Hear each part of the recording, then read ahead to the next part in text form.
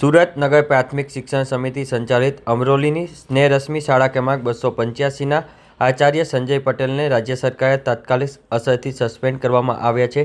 આચાર્ય સંજય પટેલ શિક્ષક તરીકેની ફરજ દરમિયાન શિક્ષક વિભાગને જાણ કર્યા વગર જ તે બિનઅધિકૃત રીતે વેપાર અર્થે 33 વખત દુબઈના પ્રવાસે ગયા હોવાનું સામે આવ્યું છે, જેની માહિતી રાજ્ય શિક્ષણ મંત્રી પ્રફુલ્લ પાનસરિયા દ્વારા 28 નવેમ્બરના સવારે 11 વાગે ગાંધીનગર ખાતેથી તેઓના મીડિયા વિભાગ દ્વારા આપવામાં આવી હતી।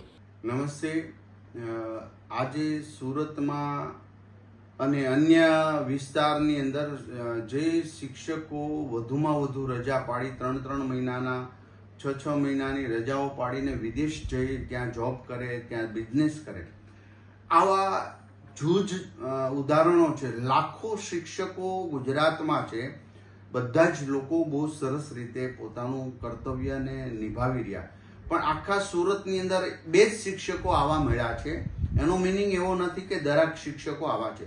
આ શિક્ષકને મેં અત્યારે જ સુરતના સંજય જે શિક્ષક છે, દુબઈ બિઝનેસ કરતો હતો અને અહીંયા શાળા રેડી રહેતી હતી, એ કાયદાનો દુરુપયોગ કરી, પોતાને મળેલા હકને દુરુપયોગ કરી, છટકબારી શોધીને આ લોકો આ રીતનું એક ભ્રષ્ટાચાર ઉપરનું એક સ્ટેપ છે। કારણ કે બાળકના વિદ્યાર્થીના શિક્ષણ ઉપર આની અસર થતી, તો એને સસ્પેન્ડ કરી દઈએ છીએ। આખા વર્ષ દરમિયાન અમે જે અભિયાન ઉપાડ્યું હતું એમાં કુલ 60 આવા લોકો નીકળ્યા હતા જે વિદેશ જતા હતા, એ તમામને બરતરફ કરી દેવાની ત્યારે પણ સૂચના આપી હતી ને હજી ગુજરાતની અંદર આની દરેક જિલ્લા શિક્ષણ અધિકારીઓને તપાસ સોંપી દીધી છે। લગભગ સંપૂર્ણપણે કોઈ જિલ્લાની અંદર આવું હવે બાકી નથી।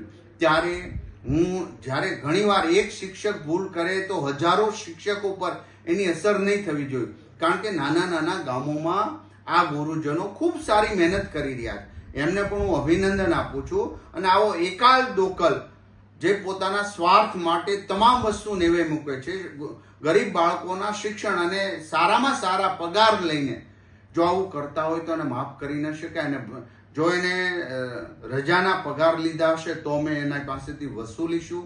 અમે SCBમાં પણ કેસ કરવા માટે થતો હોય તો શાસનાધિકારીને સૂચના આપી છે અને તત્કાલ આજે એને સસ્પેન્ડ કરવાના મેં આદેશ કર્યા છે। અસ્તુ।